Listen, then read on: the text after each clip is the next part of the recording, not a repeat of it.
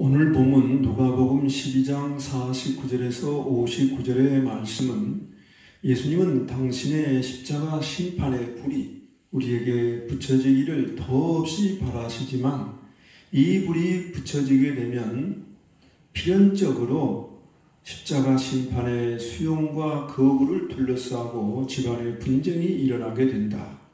그러나 십자가 심판을 거부하는 이들은 이 시대를 분간하지 못하며 죄인으로서 한 푼도 갚을 수 없는 자신의 죄값을 스스로 다 갚으려 하는 어리석은 자라고 책망하시는 그런 내용입니다. 인류 역사는 예수님을 기점으로 해서 그 이전과 이후로 나누어져 있습니다. 예수님 오시기 전은 BC 몇 년 이렇게 부르고 예수님 오신 후로는 AD 몇 년 이렇게 부릅니다.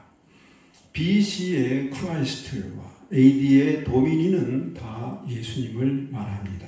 BC와 AD의 근본적인 차이는 BC의 역사에는 예수님의 성육신, 죽음, 부활이 없지만 AD의 역사에는 예수님의 성육신, 죽음, 부활이 있었다는 것입니다. 예수님의 성육신과 죽음, 부활을 믿고 받아들이면 우리는 거듭난 하나님의 자녀가 되고 영적으로 AD의 시대에 들어가게 됩니다. 예수님의 성육신, 죽음, 부활에서 성육신은 죽음을 지향했고 부활은 죽음으로부터 일어났기 때문에 예수님의 죽음이 그 중심에 있다고 하겠습니다. 누구든지 나를 따라오려거든 자기를 부인하고 자기 십자가를 지고 나를 따를 것이라는 예수님의 말씀은 예수님을 따르는 제자의 필수 요건이 예수님의 십자가 죽음을 수용하는 것임을 보여줍니다. 예수님의 십자가 죽음의 사건이 실제로 믿는 자 안에서 작용하게 되면 어떤 일이 일어나게 될까요? 첫째, 예수님이 땅에 던져 붙이고자 하셨던 불이 붙게 된다는 것입니다. 구약대 성전을 보면 입구 쪽에서부터 뜰이 있고 뜰 안쪽에 번제단이 있습니다. 번제단은 놋으로 만들어진 놋제단으로 하나님께 드려지는 모든 제물들은 이 놋제단에 올려져 태워져야 했습니다. 그래서 이 놋제단에는 항상 여호와의 불이 타오르고 있었습니다. 레위기 6장 13절 불은 끊임이 없이 제단 위에 피워 꺼지지 않게 할지니라. 구약 성전의 번제단과 그 위에 타오르는 제물은 장차 오셔서 죄 없는 몸으로 인류를 위한 대속의 제물이 되어 십자가에 못 박히실 예수님을 보여주는 예표였습니다. 그래서 예수님이 십자가의 제물로 돌아가신 신약 시대에는 짐승 제사를 더 이상 드리지 않게 되었습니다. 그러면 예수님께서 땅에 던져 붙이려고 하셨던 불붙임이란 구체적으로 무엇을 말할까요? 그것은 예수님의 십자가 죽음의 효력이 내 안에 들어와 지속적으로 내 안에서 발휘되는 것을 말한다고 하겠습니다. 예수님이 십자가에서 내 죄를 담당하여 내 대신 죽으심으로써 내 죄와 죽음이 소멸되었던 사실이 내게 받아들여져서 내 안에서 그대로 현실화되는 것을 말합니다.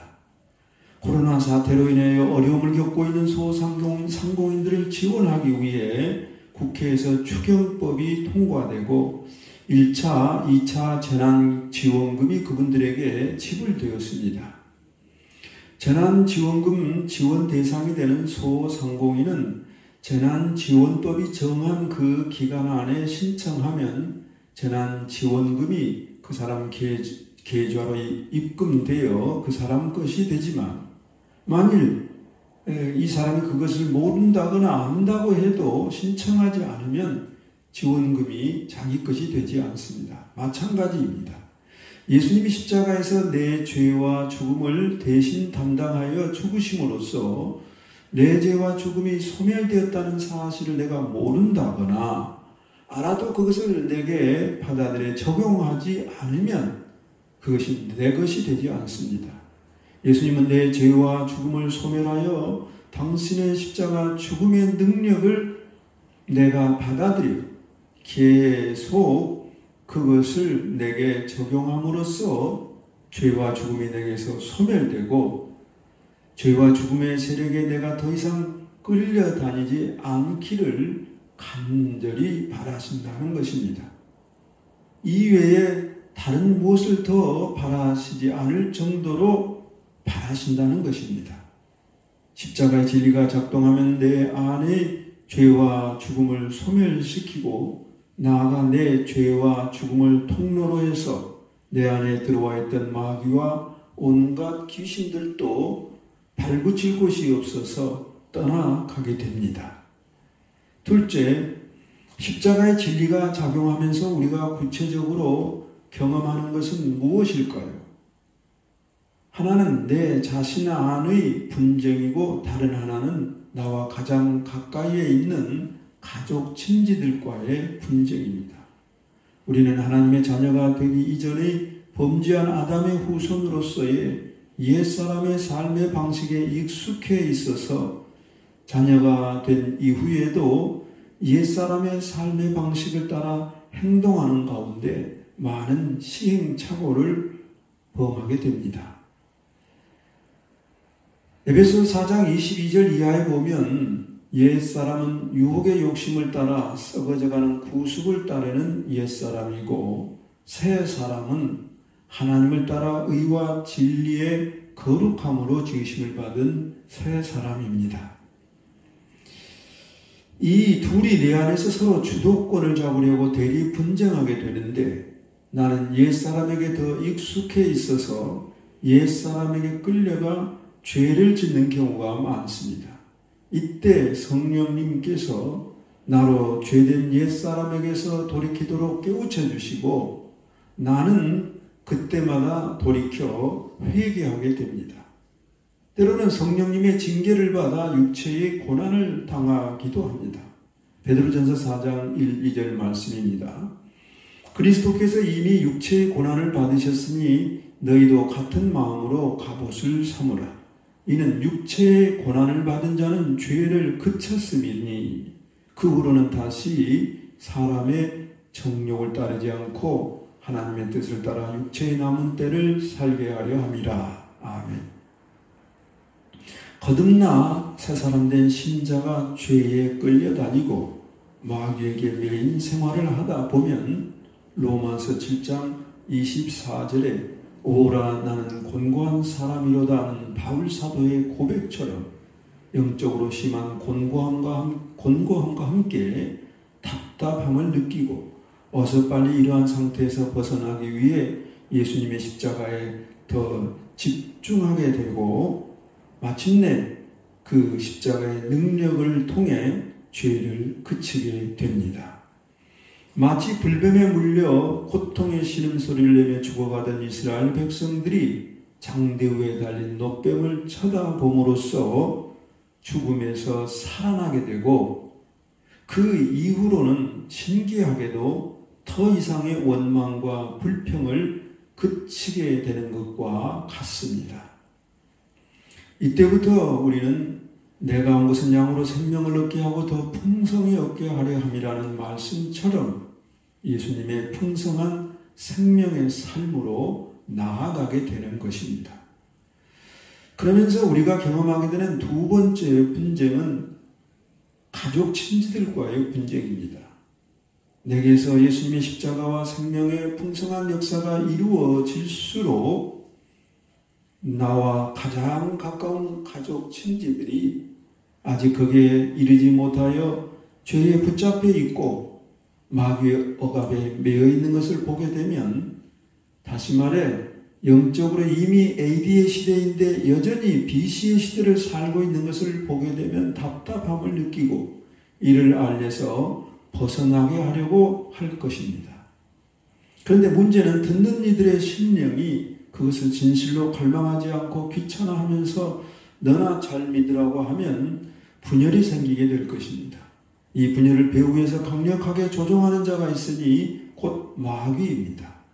마귀는 신자가 십자가의 능력을 받아들여 죄와 죽음에서 벗어나게 되면 마귀 자신이 그 안에서 군림할 수 있는 자리를 빼앗기게 되므로 모든 수단과 방법을 다 동원해 그렇게 되지 못하도록 막는 것입니다.